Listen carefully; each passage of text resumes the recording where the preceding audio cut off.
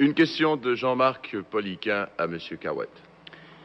Monsieur Cahouette, le 28 mai, vous avez déclaré à Caméra 68 que pour le ralliement créditiste, la balance du pouvoir au Parlement est plus importante que le pouvoir lui-même. Si vous obtenez cette balance du pouvoir, allez-vous l'utiliser pour bloquer ou faciliter l'adoption d'amendements au Code pénal qui permettraient, dans certains cas, l'avortement et dans d'autres cas, l'homosexualité? Voici, je veux être bien franc. Nous ne supporterions pas la mesure ou le bill tel que présenté ou tel que présenté devant la Chambre. Nous voulons qu'il soit divisé par section ou par sujet inclus dans ce bill-là. Dans le domaine de l'homosexualité, par exemple, c'est clair que nous n'appuierons pas le gouvernement. Je pense que le premier ministre n'en parle plus non plus de ce bill-là. C'est que ça créerait des problèmes immenses au Canada, puisque un homme d'âge mûr pourrait, à l'avenir, se marier avec un autre homme d'âge mûr. Ça créerait des problèmes à l'État pour l'entretien des enfants qui naîtraient de ces groupes-là. Alors, nous n'accepterions pas d'appuyer le gouvernement dans ces mesures. Dans le cas de l'avortement, non plus, à l'exception de cas bien spécifiques recommandés par médecins et le reste. Seulement, c'est là l'attitude que le ralliement créditiste prend actuellement partout où il fait campagne électorale. Ce n'est pas une attitude pour dénigrer, ce n'est pas ça notre but. Notre but, c'est d'être objectif et nous croyons qu'il y a des législations à présenter au Parlement national, des législations bien plus importantes que celle-là dont vous venez de faire mention. Alors, c'est pour cela que nous demanderions au gouvernement de retirer ce bill et de nous présenter une législation de nature à permettre aux citoyens canadiens, premièrement, de vivre chez eux dans leur pays. Monsieur Trudeau. Eh bien, il y a un peu mal donne sur cette question. Le bill ne parle pas d'homosexualité, il parle de grossière indécence. Effectivement, le Code pénal actuel ne parle pas d'homosexualité non plus, il parle de grossière indécence. Et actuellement, c'est un crime au Canada que deux adultes, que ce soit un homme et une femme, un homme et son épouse, un homme et sa blonde, ou deux hommes ou deux femmes ensemble, c'est un crime de commettre des grossières indécences, des actes contre nature. Tout ce que nous disons dans l'amendement au Code pénal que nous proposons, c'est que ce qui sera en privé entre deux adultes, que ce soit un homme et une femme ou pas, ça les regarde, ça ne regarde pas la police, ça regarde la conscience des gens, ça regarde peut-être leur confesseur ou leur relation avec la religion, mais ça ne regarde pas la police.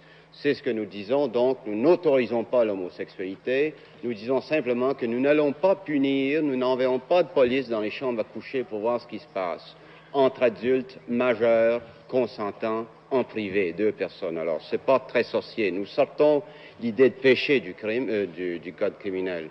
Pour l'avortement, tout ce que nous faisons, c'est de clarifier la loi qui existe actuellement et qui se pratique dans les hôpitaux, y compris les hôpitaux catholiques.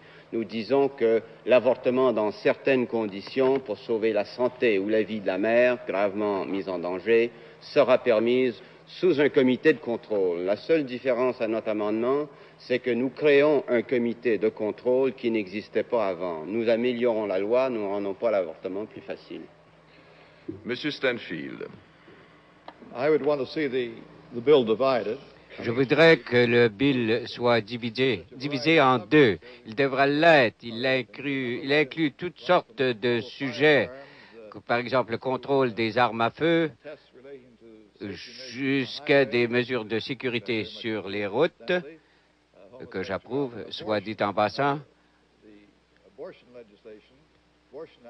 La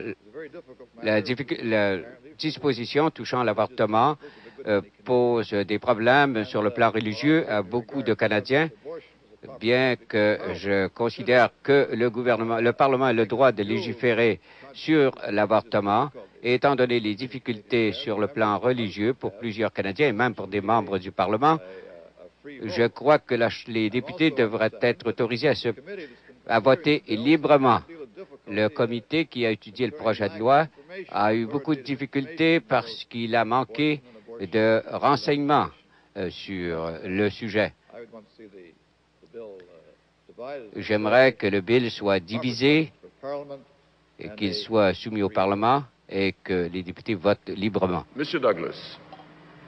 Je crois que cette question ne se rapporte qu'aux parties du bill au sujet de l'homosexualité et de l'avortement.